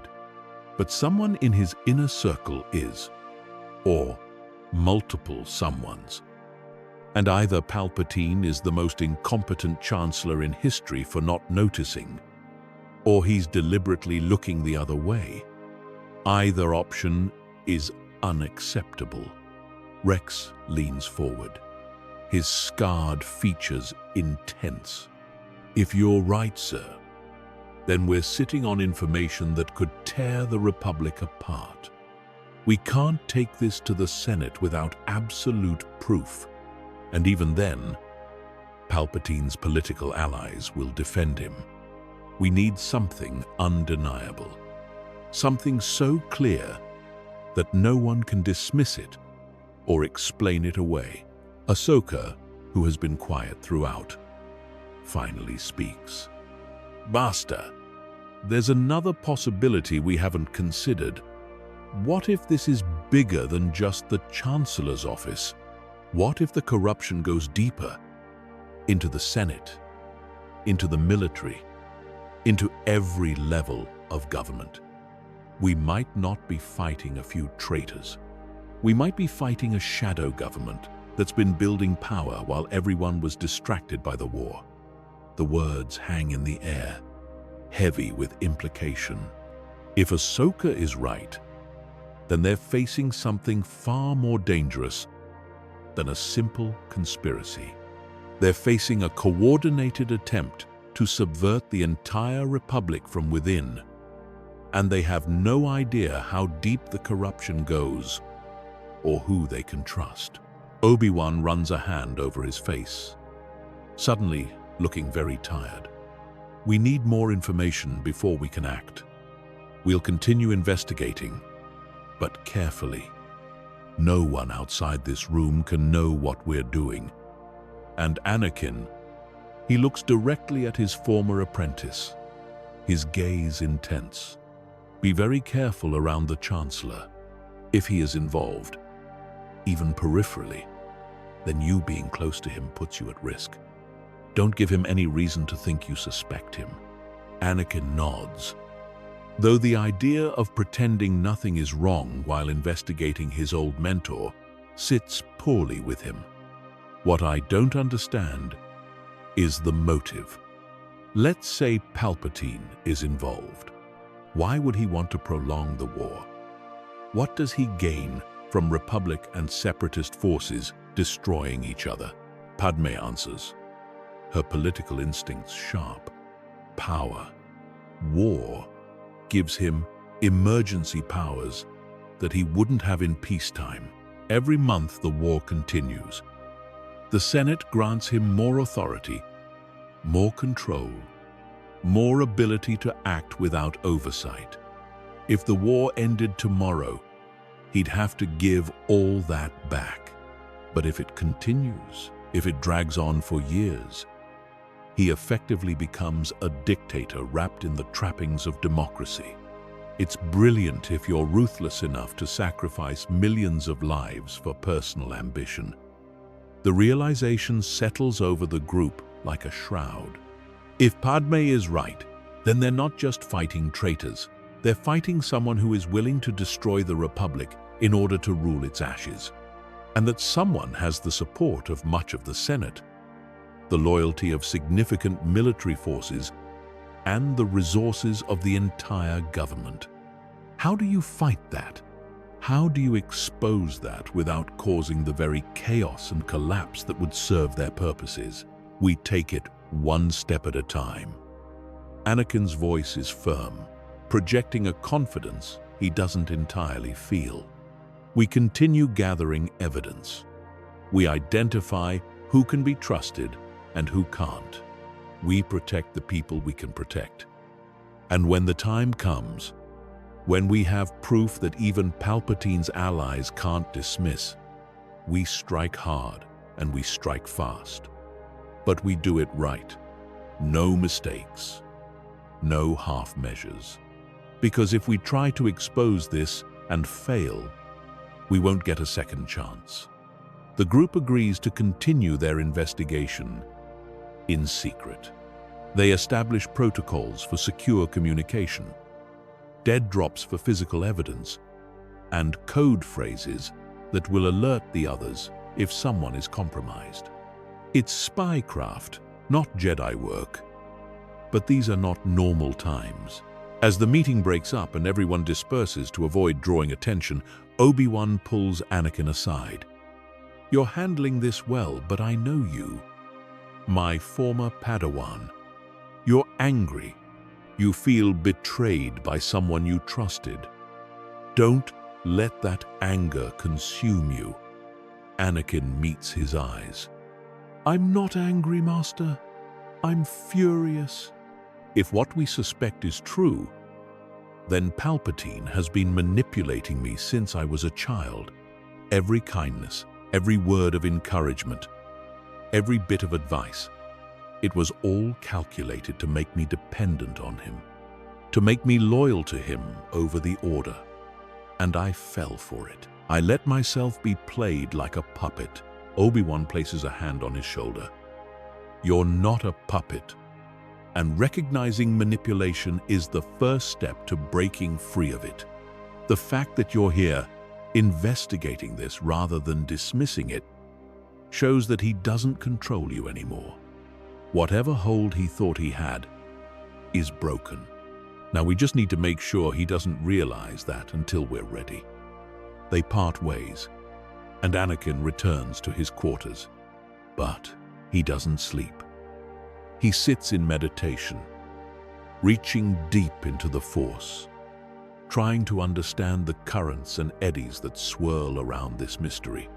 The Force shows him glimpses, fragmentary visions that don't quite coalesce into a full picture. He sees darkness gathering like storm clouds. He sees Palpatine, but not as he appears. The mask stripped away to reveal something ancient and terrible. He sees himself at a crossroads, paths branching in multiple directions, some leading to light and others to shadow. The visions disturb him enough that he breaks meditation, gasping like he's been underwater. His hands shake slightly as he wipes sweat from his forehead. The Force is trying to warn him, he knows, but the message is unclear. All he knows for certain is that a reckoning is coming.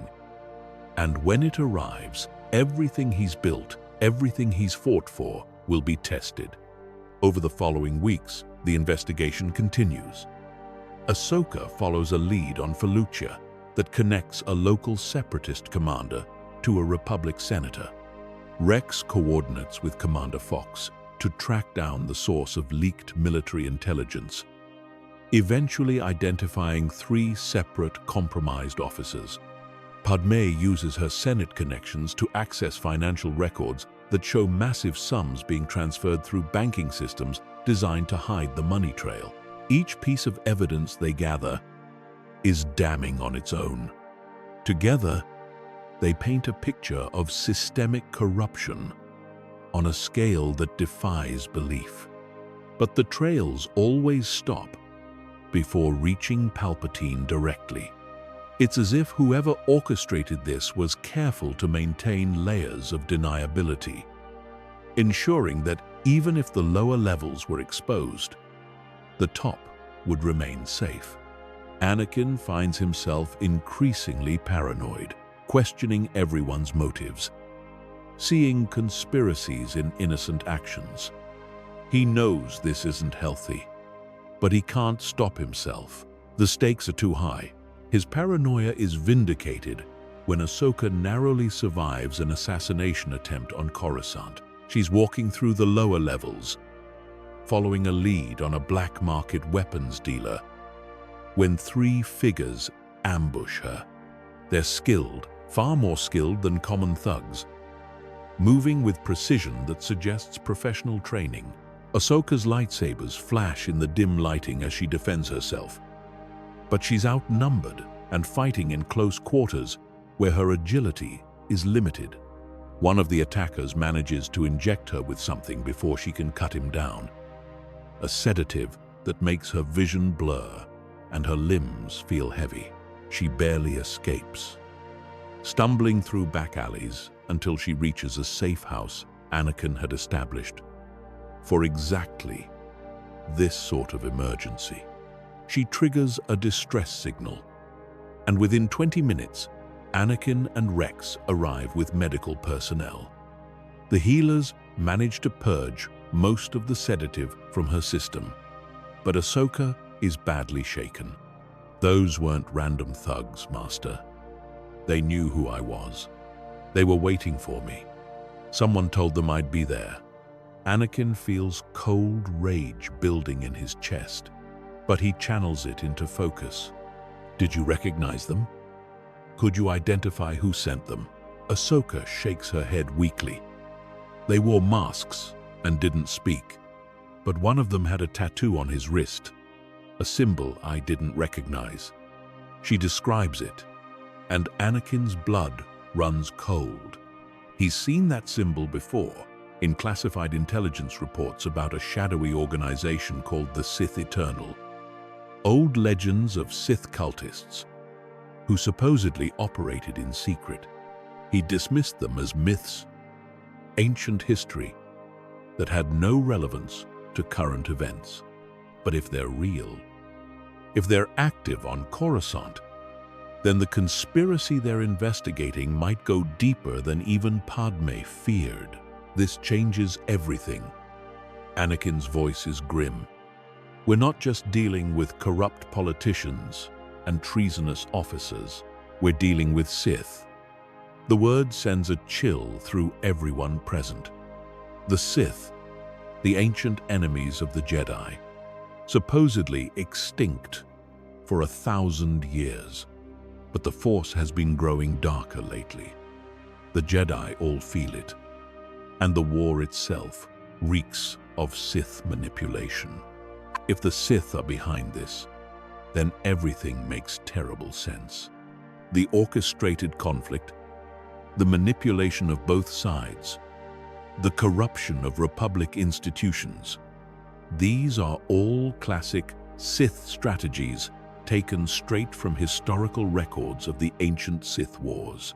Obi-Wan arrives within the hour, summoned by Anakin's urgent message. When he hears about the assassination attempt and the Sith symbol, his face goes pale. We need to inform the Council immediately. If the Sith are involved, this isn't just a military matter or a political matter. This is existential threat to the Jedi Order itself.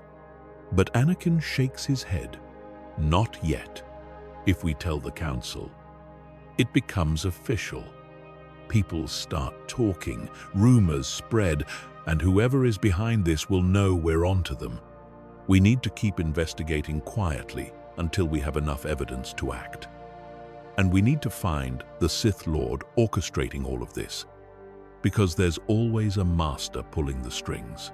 The investigation intensifies, but now with added urgency and danger. They know they're being watched, that someone powerful enough to command assassins is aware of their activities.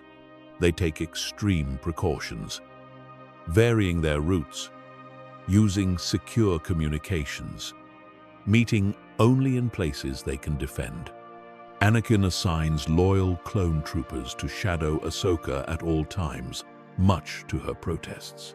He will not lose his Padawan to some Sith conspiracy.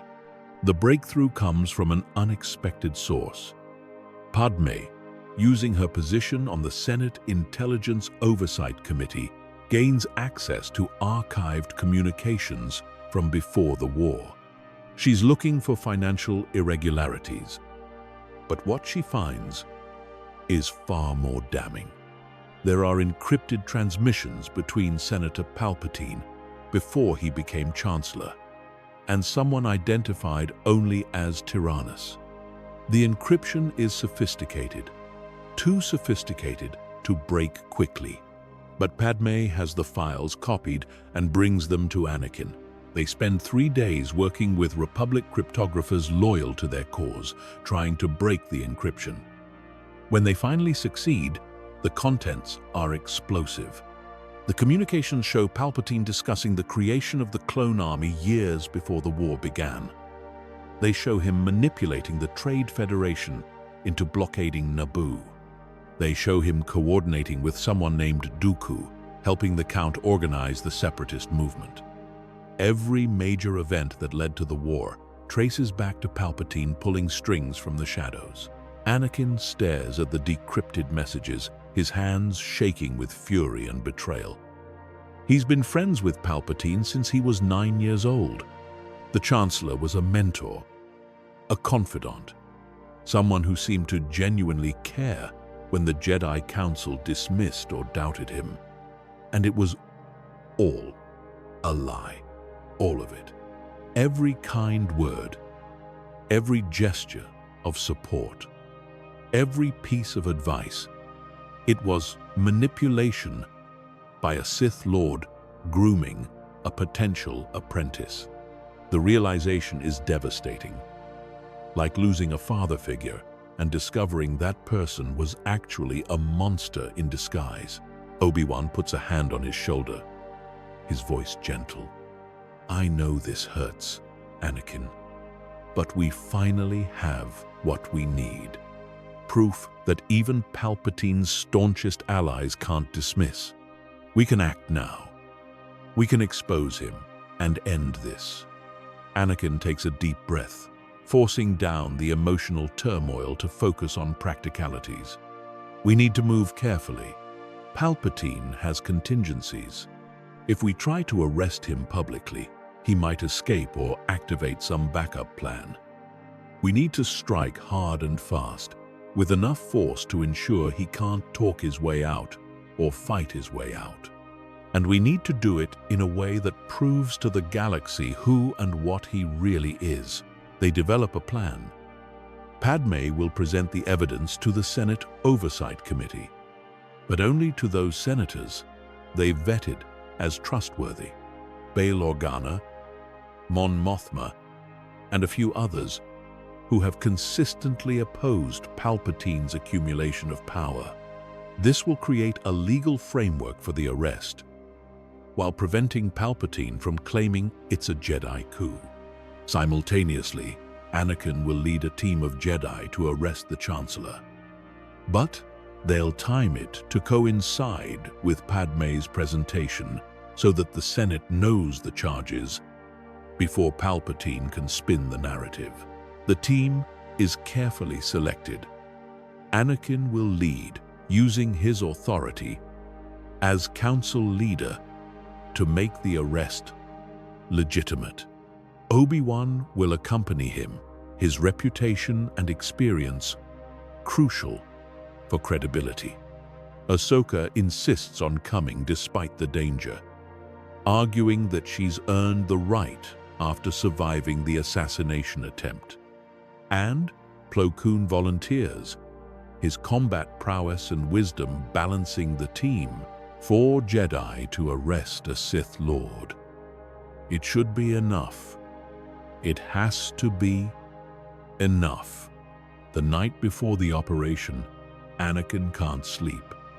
He stands in his quarters, staring out at Coruscant's endless lights, thinking about the path that brought him to this moment.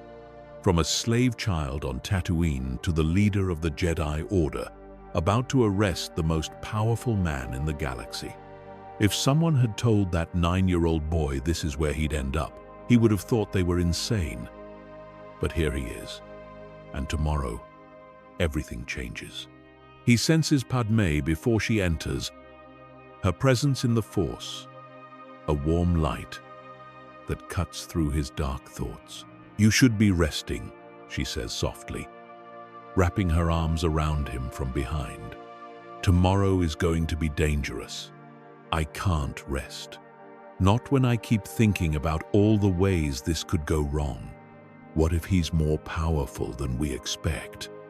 What if he has defenses we don't know about? What if I'm not strong enough? Padme turns him to face her, her eyes fierce. "You are strong enough. You're the chosen one, Anakin. The Force itself flows through you with power I can't even comprehend. But more than that, you're fighting for something worth fighting for. Truth, justice. Protecting the people you love. That gives you strength that no Sith Lord can match." He kisses her, pouring all his fear and determination and love into the gesture. When they part, he rests his forehead against hers. "If something happens to me tomorrow, if this goes wrong, I need you to know that every moment with you has been worth it. You gave me something the Jedi Order never could. A reason to be more than just a weapon or a tool. You made me human. Promise me you'll be careful too. Palpatine has allies everywhere, and once this goes public, his supporters will be dangerous." She promises, and they hold each other through the long night, finding strength in their connection. Dawn comes too quickly. Anakin dresses in his formal council leader robes, the dark fabric a stark contrast to the lighter colors Jedi typically wear. He straps on his lightsaber, the familiar weight, a comfort. In the temple's armory, he meets with Obi-Wan, Ahsoka, and Plo Koon. They check their equipment one final time, running through the plan again to ensure everyone knows their role. The goal is simple but dangerous. Enter the Chancellor's office, present the charges, and take him into custody. If he resists, they're authorized to use whatever force is necessary to subdue him. If he surrenders peacefully, they'll transport him to a secure facility where he can't escape or contact his allies. Meanwhile, across the city in the Senate building, Padme meets with Bail Organa and Mon Mothma in a secure conference room. She presents them with the evidence, watching their faces go from skeptical to horrified as they review the encrypted communications and financial records. "This is monstrous," Mon Mothma whispers, her normally composed features showing shock and disgust. "He's been orchestrating the entire war from both sides." How many have died because of his machinations? Millions. Padme's voice is hard, and he would have killed millions more to maintain his power. That's why we have to move now. Today, before he realizes, we know. Bail Organa studies the evidence with a politician's eye for detail. This will stand up in court. The encryption keys, the financial trails, the communications themselves, it's all admissible and damning. But we need to move carefully. Palpatine has supporters in the Senate who will defend him regardless of evidence. We need to present this to the full Oversight Committee immediately and recommend articles of impeachment. Once the charges are public, the Jedi can arrest him without it appearing as a military coup. They prepare the presentation, each minute feeling like an hour. In another part of the city, Anakin and his team make their way through the Senate building. They move through the corridors with purpose, drawing stares from senators and staff who aren't used to seeing four armed Jedi marching with such determination. Word of their presence spreads quickly through the building's communication systems. By the time they reach the executive levels, Chancellor Palpatine's security detail is on alert. The guards, elite Senate guards in their distinctive blue robes and helmets, move to block the entrance to the Chancellor's office suite. One of them, a sergeant with commendations on his chest, steps forward with his force pike raised. "I'm sorry, Master Jedi, but the Chancellor is in an important meeting and cannot be disturbed." "Stand aside, Sergeant." Anakin's voice carries absolute authority. We're here on official Jedi Council business, and we will speak with the Chancellor immediately. This is not negotiable. The guard hesitates, clearly torn between duty to the Chancellor and respect for the Jedi. Before he can respond, the office doors slide open from within, and Palpatine himself appears. His face wears its customary kindly expression, but Anakin can sense something beneath it now, a darkness that he was blind to before. Anakin, my boy, and Masters Kenobi, Plo Koon, and young Ahsoka, to what do I owe this unexpected visit? Surely this could have been scheduled through proper channels? Chancellor Palpatine. Anakin begins formally, using the man's title rather than the familiar address that once came naturally. We have evidence that you have committed treason against the Republic. Evidence that you have been manipulating both sides of this war for your own purposes. Evidence that connects you to the Sith. You are under arrest. For a long moment, there is absolute silence in the corridor. The Senate guards look at each other in confusion and disbelief. Palpatine's expression doesn't change, but something shifts in the air. A pressure building like the moment before a thunderstorm breaks.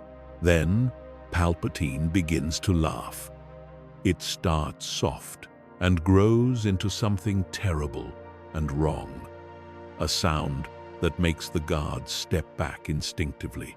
The kindly mask begins to slip, the grandfatherly features melting away to reveal something ancient and cruel beneath. Yellow eyes gleam where blue ones were moments before. Oh, Anakin. His voice is different now, layered with dark power. I had such plans for you. You were supposed to be my masterpiece, my greatest achievement. But I see that fool Kenobi has kept his claws in you too deeply. The revelation of his true nature sends shockwaves through everyone present. The Senate guards stumble back, their training inadequate for comprehending that their Chancellor is a Sith Lord. You were going to use me. Anakin's voice is steady, but fury burns beneath it. Every conversation, every kindness, every word of encouragement, it was all manipulation. You wanted to turn me into your apprentice, your weapon. Palpatine shrugs. The gesture, almost casual despite the malevolence radiating from him. I was going to give you everything, boy. Power beyond imagination. The ability to save those you love from death itself. The strength to remake the galaxy in your image. And you're throwing it away for what? The approval of a corrupt order that never truly accepted you? For a republic that's already dead and doesn't know it yet? Anakin ignites his lightsaber, the blue blade casting sharp shadows in the corridor. I don't need your power, Sidious. I have everything I need. The Council trusts me. My friends stand with me. And I can see you for exactly what you are. A monster who's been playing with people's lives like they're pieces in a game. The Sith Lord's smile vanishes. His face twists with rage and hatred that has been carefully hidden for decades. Then you will die with the rest of the Jedi. He moves with impossible speed, faster than any of them anticipated. A lightsaber appears in his hand, seemingly from nowhere, igniting with a blood-red glow. The blade swings in a vicious arc that would have decapitated the nearest Senate guard if Obi-Wan hadn't pushed the man out of the way. The corridor erupts into chaos. The Senate guards, to their credit, don't run. They raise their force pikes and try to engage. But Sidious cuts through them like they're nothing.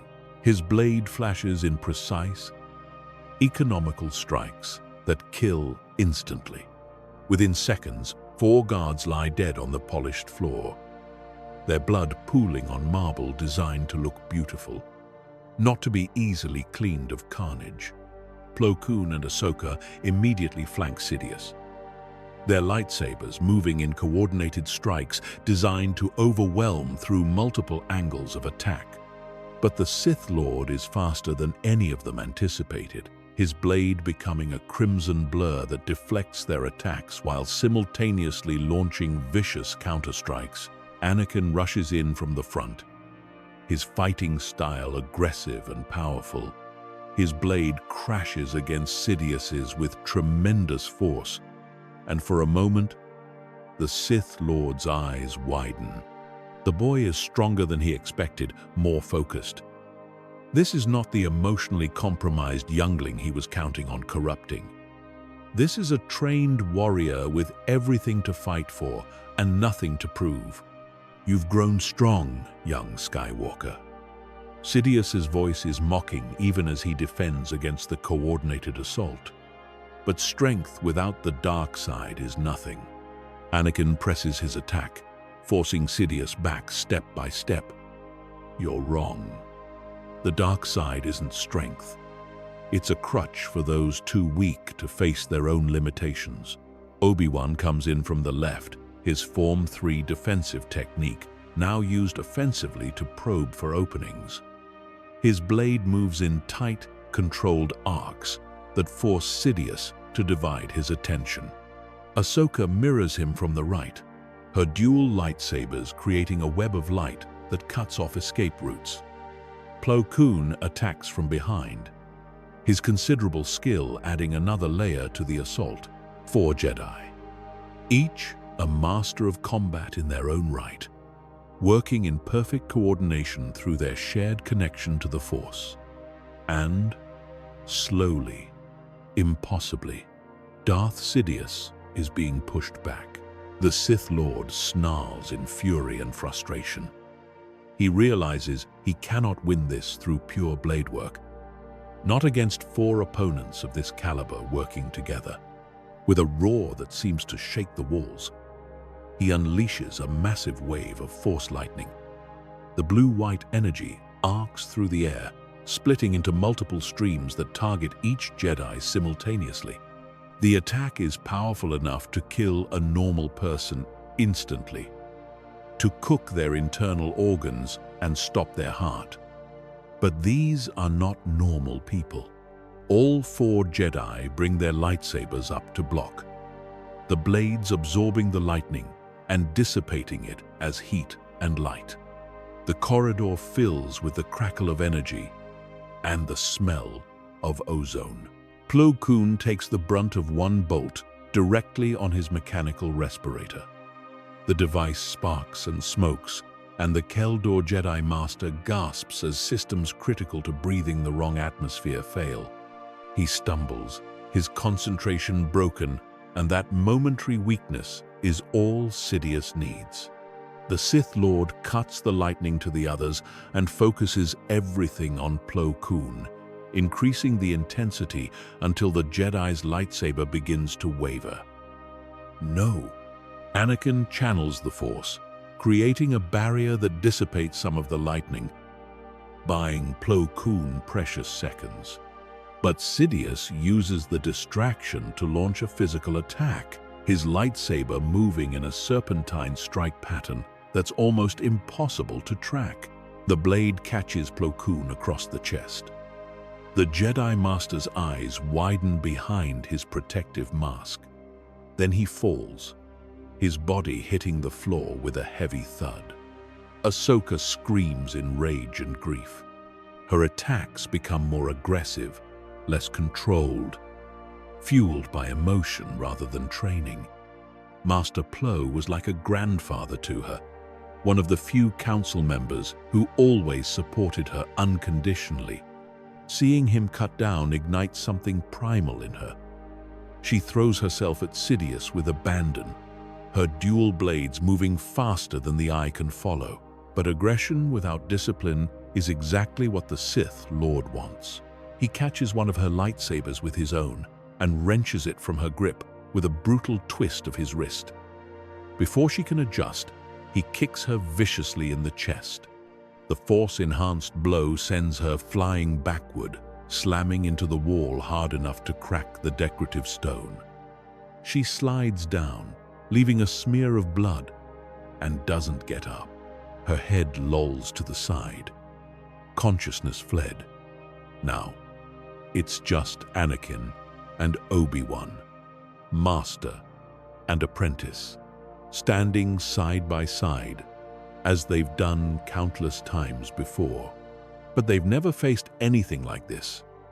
Darth Sidious stands before them, his face twisted with malevolent glee, his yellow eyes gleaming with dark power. Blood drips from his lightsaber blade, sizzling when it hits the floor.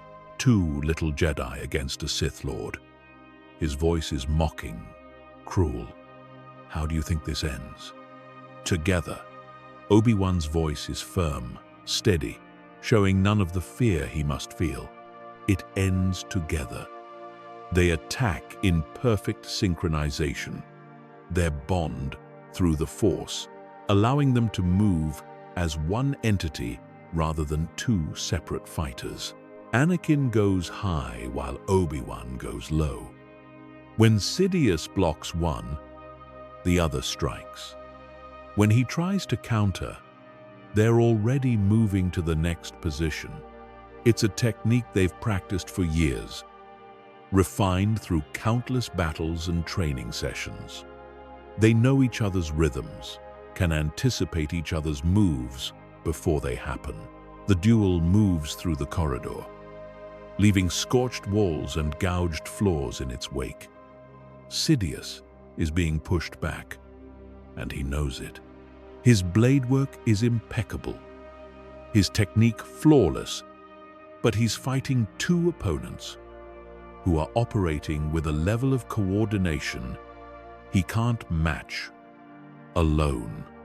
He tries to separate them, to force push Obi-Wan away so he can focus on Anakin.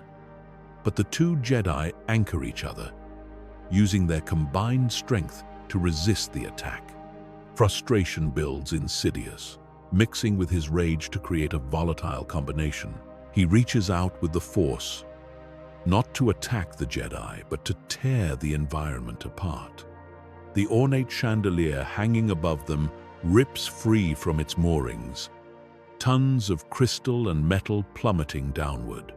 Furniture flies through the air like missiles.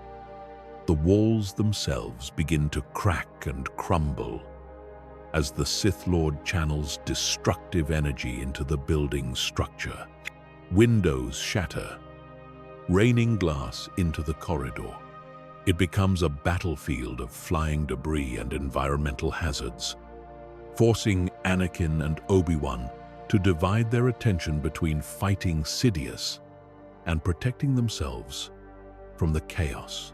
Anakin has to divert his focus to protecting the unconscious Ahsoka from a chunk of falling masonry, using the Force to redirect it at the last second. That momentary distraction is all Sidious needs. Lightning erupts again, this time focusing entirely on Obi-Wan. The energy catches the Jedi Master full in the chest before he can raise his lightsaber to block. He screams, a sound of pure agony, as electricity courses through his body. His nervous system overloads, muscles convulsing uncontrollably. His lightsaber falls from his grip, the blade deactivating as it hits the floor and rolls away. Master. Anakin's shout is raw with emotion and fear. He sees Obi-Wan falling, sees Sidious raising his lightsaber for the killing blow. In that moment, everything crystallizes. All his training, all his power, all his determination focuses into a single point of absolute clarity. Time seems to slow down, each second stretching into eternity. He can feel every particle in the room, every molecule of air, every quantum vibration. The force flows through him not as separate energy, but as an extension of his very being. He reaches out with invisible hands and grabs Sidious, not with physical force, but with the very fabric of reality itself. The Sith Lord gasps, his attack on Obi-Wan stopping mid-strike. His yellow eyes go wide with shock and disbelief as he realizes he can't move, can't even twitch a finger. It's like being held by the universe itself, an irresistible pressure that pins him completely. Impossible. The word comes out as a strangled whisper. You don't have this kind of power. You're not trained in the ancient techniques. I'm the chosen one. Anakin's voice is calm, almost eerily so. The Force itself flows through me, and right now, it's telling me that you need to end. He pulls Sidious forward with inexorable force while simultaneously calling his lightsaber to his hand. The Sith Lord tries to resist, lightning flickering desperately around him, but he's suddenly fighting against the full might of the living force itself, channeled through a warrior who has found perfect balance between passion and control. The dark side power he wields, cultivated over decades of Sith training, means nothing against this. Slowly, step by struggling step, Sidious is dragged forward. His face contorts with rage and fear in equal measure. He throws everything he has into breaking free, calling on powers that would destroy lesser beings, techniques that cost years of life force to use. The air around him shimmers with dark energy. Reality itself seems to warp and twist. But Anakin stands firm, his connection to the Force absolute and unshakable. He thinks of Obi-Wan, who believed in him when no one else would. He thinks of Ahsoka, who trusted him to be the teacher she needed. He thinks of Padme, who loved him despite all his flaws. He thinks of Plo Koon, lying dead because of this monster's ambitions. All of that love, all of that trust, all of that faith, it fills him with power that the dark side can never match. Because the dark side is ultimately about isolation, about taking and consuming and destroying. But what Anakin channels now is about connection, about giving and protecting and building. It's the difference between a black hole that devours everything around it and a star that gives light and warmth to entire worlds. Sidious finally reaches him, pulled inexorably forward, like a prisoner walking to execution. Their faces are inches apart. Anakin can smell the corruption, can sense the centuries of dark side power that clings to this being like a shroud. No, Sidious's voice is small now, stripped of its commanding power. This isn't how it ends. I am the Senate. I am the chosen of the dark side. You are nothing, boy. Nothing. You are nothing. Anakin's voice is gentle, almost sad. You're a monster who hid in the shadows and destroyed countless lives for power you never truly understood. But the shadows can't protect you anymore. His lightsaber ignites, the blue blade, humming with righteous purpose. He drives it forward, through Sidious's torso, the energy blade passing through robes and flesh and bone with equal ease. The Sith Lord's eyes go impossibly wide. His mouth opens, but no sound emerges. The lightning flickering around him sputters and dies like a candle flame in a hurricane. Anakin twists the blade. It's not mercy. It's ensuring the kill. He will not make the mistake of leaving this enemy alive to return later. Darth Sidious, Supreme Chancellor Palpatine, the hidden Sith Lord who orchestrated the Clone Wars and nearly destroyed the Republic, collapses. His body twitches once, twice, then goes completely still. The malevolent presence that has haunted the Force for decades finally dissipates like smoke on the wind. The red lightsaber rolls from dead fingers and deactivates, becoming just an inert cylinder of metal and crystal. For a moment, Anakin just stands there, breathing hard, processing what just happened. The adrenaline is fading, leaving exhaustion and grief in its wake. Then he hears a groan and rushes to Obi-Wan's side. His former master is alive, badly hurt, but alive. His robes are scorched, his face pale, but his breathing is steady. Anakin helps him sit up, supporting his weight. Obi-Wan looks past him to where Sidious's body lies. Is it over? Is he really dead? He's dead. Anakin's voice is hollow, drained. The Sith Lord is gone. Obi-Wan closes his eyes, relief washing over his features. Then we won. Against all odds, we actually won. But the victory feels hollow as Anakin looks around the destroyed corridor. Plo Koon lies dead, one of the kindest and most supportive Jedi he's ever known. Ahsoka is unconscious, injured, trying to avenge him. 4 Senate guards gave their lives trying to stop a monster they couldn't possibly have understood. The cost of victory is written in blood and scorch marks across marble floors.